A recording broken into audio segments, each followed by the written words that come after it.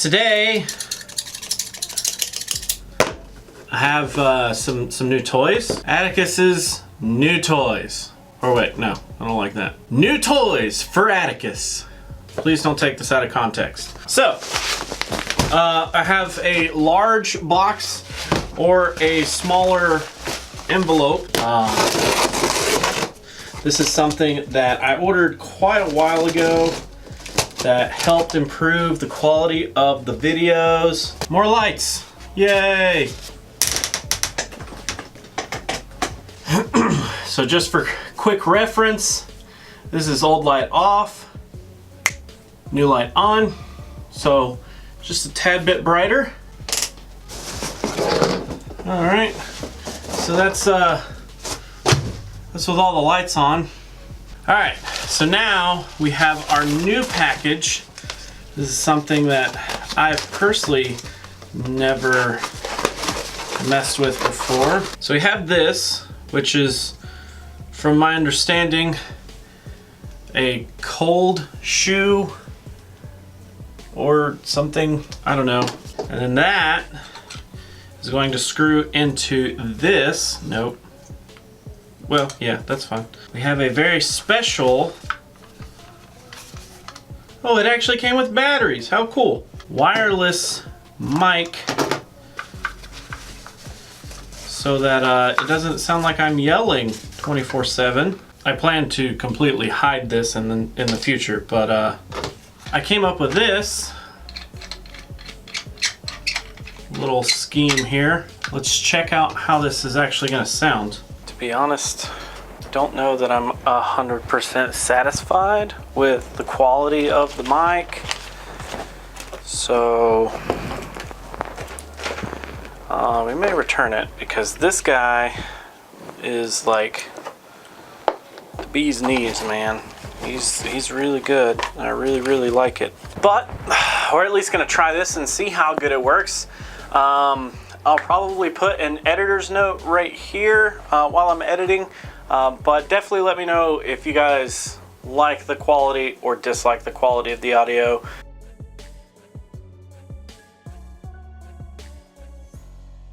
So today, let's actually get started with our deep dive today. Today we're actually gonna be diving into Ninjask, which was actually previously second on the list, where Yanma was actually supposed to be our deep dive today, but Ninjask did get voted out, which is interesting because I've been wanting to talk about Ninjask for a bit, but Yanma, based on the way that the voting goes, we'll see at the end of this video that Yanma is actually going to be up for tomorrow anyways, so if you're disappointed, I'm sorry, but it'll definitely be here tomorrow.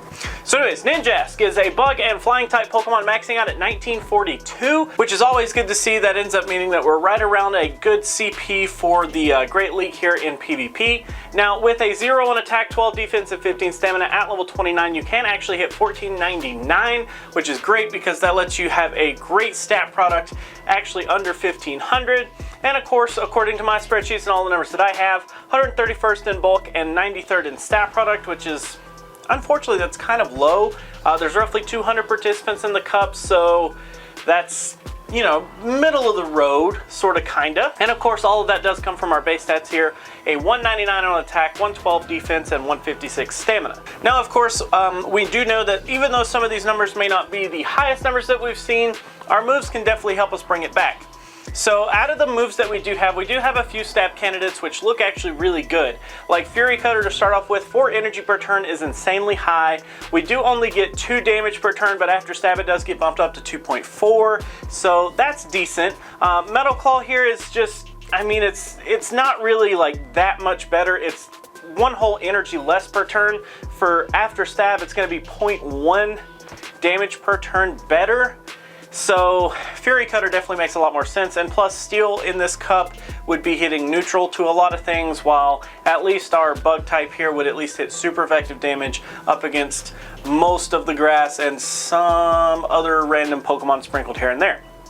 But either way, Fury Cutter definitely seems like the smarter one to go with here. Now in our charge moves area, we do have Aerial Ace, Bug Buzz, and Shadow Ball, and actually I'm not too I'm not too disappointed in our charge moves here because Aerial Ace only costing 45 is really nice. That ends up meaning that we have a fairly quick move.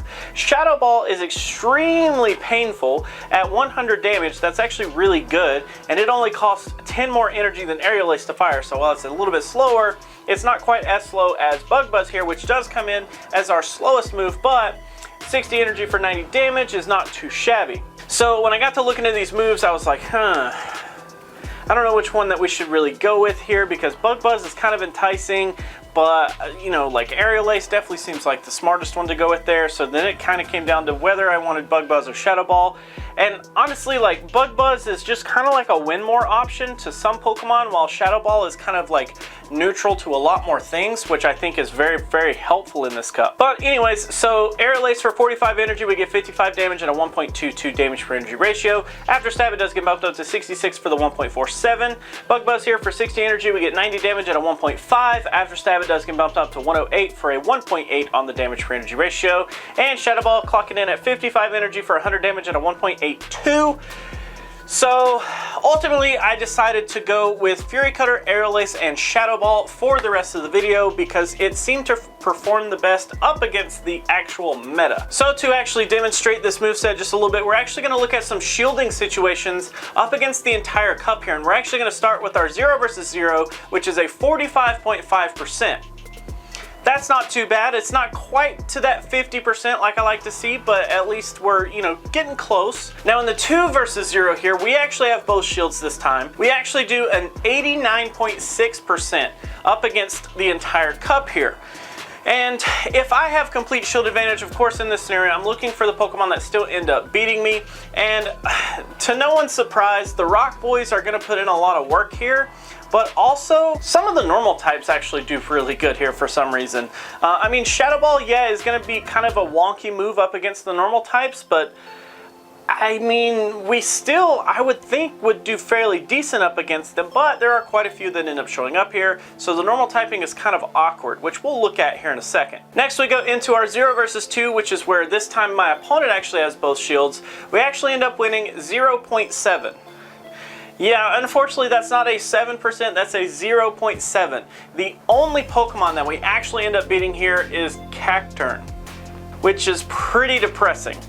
Then we move into our last shield scenario up against the entire cup, which is the 2 versus 2. We actually have a 37.3%, so we actually end up going down from our 0 versus 0. So what that ends up telling me, Ninjask is going to do way better as a closer rather than an opener. We're more safe using no shields. If both players have no shields involved, it's definitely safer to go with our no shield situation rather than opening by any means with Ninjask here. So looking at the entire cup here, we're actually going to dive a little bit deeper into the entire cup to see kind of some typing situations here. So if we build our Ninjask here with Fury Cutter, Shadow Ball, Aerial Ace, just like we talked about, we're going to give ourselves 1 shield and the opponent 1 shield as well. This time we are going to do a multi-battle up against the entire Jungle Cup, and once we hit battle, you can see in the 1v1 we do have a 48.5. which is interesting because that ends up meaning that our 0 versus 0 is a 45.5. Our 2 versus 2 is a 37.3, but our 1 versus 1 is a 48.5. That ends up meaning that we're doing the best at the 1v1. So to start us off here, we're just going to look through the bug types here. We do have 10 losses here. Some of these are pretty unsurprising, I guess you could say. If we do look through a couple of these wins, you do see Heracross there, Beedrill, Vespiquen, Butterfree, I guess, and then Scizor is a tie along with ourselves, of course. And then we get into our losses. Dustox, Fortress, which is a big one, Ladian, Armaldo, okay, Kricketune, Yanmega, Venomoth, Scyther, Yanma, and Masquerain. So the important ones that I wanted to point out there are the flyers. So Masquerain, Yanma, Scyther, and Yanmega all showing up down there at the very bottom. Those are some pretty big boys. And we've talked a little bit about Yanma and Yanmega, but we do know that both of their movesets do include some flying type moves, and considering that we are going to have a weakness to the flying typing, that just kind of makes some problems for us. Masquerain, Scyther also going to fall into that boat. But then we also have Fortress. Next, we're going to take a look into the grass typings here, and this one should be the one that we really do really well up against. So in the grass type, we only end up having 3 losses. So let's take a look at some of the wins here. You can see Ivysaur showing up in the wins, Breloom, Bayleaf, Execute, I guess, kind of not as relevant this month, Roserade, Victory Bell, Weeping Bell. Then we do kind of get into some ties here. You can see Grovyle, Snover, Venusaur are all going to be ties. And then we do have Celebi, Jumpluff, and Sceptile as our losses. So, sort of kind of interesting there. Celebi, you know, I'd figure that Celebi would have a really hard time going up against a bug type here, but honestly, that Confusion is just doing so much work up against us. And unfortunately, we're not able to just output enough raw damage to begin with to actually overcome the amount of raw damage that Celebi ends up having. So, kind of awkward. Jumpluff, utilizing flying moves, I'm sure. But Sceptile, I wanted to take a look at. I did notice here that Sceptile is actually utilizing Fury Cutter as well, and it's actually utilizing Dragon Claw to get rid of our shield here. So I was thinking, well, wow, like, why wouldn't it be using Frenzy Plant? So I changed this Frenzy Plant, and oddly enough, it actually ends up being a tie at this point. Looks like it's going to come down to some charge move priority. If we look at Leaf Blade, just for, you know, whatever reason, you can see that Leaf Blade actually does help it win again. So it basically just needs a really fast move to help burn a shield. So Sceptile, while not super relevant, actually could give Ninjask some problems depending on how that battle actually turns out there. Next, we're going to be looking into the electric typings, and here we actually have 5 wins up against these guys. Which, I guess the electric typings are the ones we're probably most concerned about, considering that we do have that electric type weakness.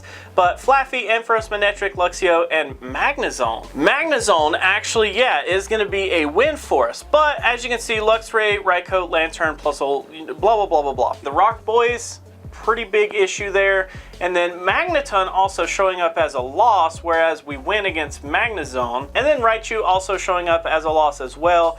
Pretty interesting that we kind of split amongst the actual steel guys here. So utilizing Zap Cannon and Discharge, yeah, it's got a pretty good matchup there. Let's look at Magnezone though. Spark, Zap Cannon, Wild Charge. You'd think, no, unfortunately not. We're able to get off that Shadow Ball and actually do some pretty good damage, which is very interesting. Now, I'm sure there's going to be more to that matchup, like IVs and certain things like that will come into play that help Magnezone just a little bit, but it's quite interesting that both of those are split rather than, you know, side by side like I would assume they would be. Last but not least, here we are going to look into the normal typings, and we do have 15 wins, but unfortunately that kind of ends up throwing us to the less productive side up against the normal types. We do kind of rough against some of these. So out of those 15 wins, I tried to find some more relevant Pokemon here. The only one that's not like super irrelevant would be Girafarig, just because it's had some limelight here recently, but most of these other guys are just kind of like okay. Kangaskhan there, I mean, I don't want to like upset some of the Kangaskhan fans out there, but it's not super relevant this cup. And then, I mean, once we get into the losses, I mean, you can see Delcatty there, Pidgeotto, Alolan Raticate, Noctowl, of course, is going to be a loss. Vigoroth there. Yeah, Staraptor. And Wigglytuff actually bringing it as the hardest matchup to possibly go up against, which normal type's not looking so hot. But now let's actually move on to a little bit more about the meta-relevant Pokemon that we're going to be seeing this month. First, let's actually take a look at some of our shields. We're going to start with our meta shields here with a 0 versus 0. We actually end up with a 40.9%, which isn't too bad. I mean, like I said, I do like to see at least a 50% on that, but 40.9 isn't too harsh. And then we do move into our 1 versus 0, which is actually an 86.4. So not quite as good as we did up against the entire cup, but out of these, the ones that really give us the most trouble are going to be the Rock Boys and Noctowl, which isn't too surprising considering that the Rock Boys are going to have a super duper effectiveness against us, and Noctowl is going to be able to just punish a lot of our damage there with the flying type damage coming at us, whereas we're not going to have as much to go up against it. Next, we do move into our 0 versus 1, which is a 13.6%. The ones that we still end up beating, even though we're at a shield disadvantage, are things like Ivysaur, Victory Bell, and even Heracross showing up here, which is kind of interesting, but okay, those three, I can accept that. Then in our last shield scenario, we do have the 1 versus 1, which we finally actually do hit that 50%, which is always great. So now let's actually look a little bit more into those, and especially into that 1v1 shield scenario. So here you can see back in PvPoke, we do have our Ninjask with Fury Cutter, Shadow Ball, Aerial Ace, just like before, with 1 shield for us, 1 shield for our opponent, but this time we're going to go up against a custom group. We're going to quick fill it with the Jungle Cup meta. Once we hit battle, you can see we do have those 11 wins there for that clean 50%. But let's actually get into some of these here. So you can see at the very top, really good up against Credilli, Heracross, Breloom, Ivysaur, Victory Bell, Vespiquen, Venomoth, Magnezone, Lantern, and even beating out Vigoroth here, which is kind of surprising. Then we do have Beedrill, which is a really, really close matchup. Tying up against the Venusaur starts to get into some muddy water here. So Forretress, Pidgeot, Noctowl, Raichu, Magneton, Scizor, Scyther, Masquerain, and of course the 2 Rock Boys, Graveler and Golem showing up there at the very bottom. So that meta is pretty evenly split.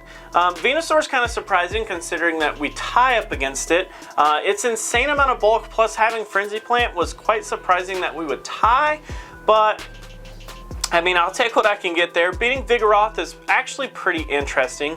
Even beating Lantern here with Water Gun is actually pretty nice. And then, I mean, the losses are pretty much clear cut. I mean, Pidgeot and Noctowl just going to hit us with a ton of flying type damage. Raichu, Magneton definitely going to hit us for a lot of electric type damage. Scizor definitely going to be resisting a lot. Scyther, Masquerain going to have tons of flying type. And of course the Rock Boys are just going to chuck rocks at us until we die. So those make quite a bit of sense there. Fortress, I don't mean to forget you, also going to be resisting quite a bit of damage either way you look at it. So, I mean, the meta's pretty clean cut. It makes a lot of sense why we win these matchups versus why we lose some. I mean, all in all, I wouldn't say Ninjask is actually that bad. I would say that I feel comfortable at least recommending to try one out if you have one that's relatively close to a decent IV spread, or if you've already powered one up in the past. I definitely say give it a shot, because I think in the right team it could be a very off meta pick that possibly some people don't know to expect, maybe Shadow Ball coming at them or things like that. I definitely think that it could be a very big surprise factor in a lot of scenarios. So very interesting Pokemon, very, very cool to look into. I highly encourage you guys to look into it yourselves as well. But that is actually going to be it for today, guys. Thanks so much for hanging out. Thanks so much for watching. As I said, here we do have what's coming up next, and that's actually going to be it. So I'll go ahead and start that ending footage right now. Well, you've made it to the end of the video. Thank you guys so much for hanging out. Thank you so much for watching. Of course, if you do have any ideas for content, please drop them down in the comments below. I'll be happy to look at those for you guys. Of course, if you want to join my personal Discord, get to talking to some people that have a similar outlook as myself, definitely go down into the description, join that Discord there. If you want to become a Patreon, there is a link down in the description for that as well. My outlook on Patreon is I don't want to put anything behind a paywall. This is what I do. You guys get every bit of what I make, and I don't want to limit that to someone else just because they can't pay for something. I didn't think that was fair. If you want to be a Patreon, just know that you're literally doing it from the kindness of your heart, wanting to support me, and I appreciate that. You don't even understand how much. There are a couple of other options if you would like to join the community here on YouTube. It's very similar to a Twitch-like subscription where it's a dollar amount per month depending on where you live. And then that monthly fee basically gets funneled to me every month. And you do get a couple of special perks here on YouTube, like some badges and some emojis or whatever. Honestly, I think those are only for live streaming. So that may not be the way that most people want to go, but that's an option if you want to.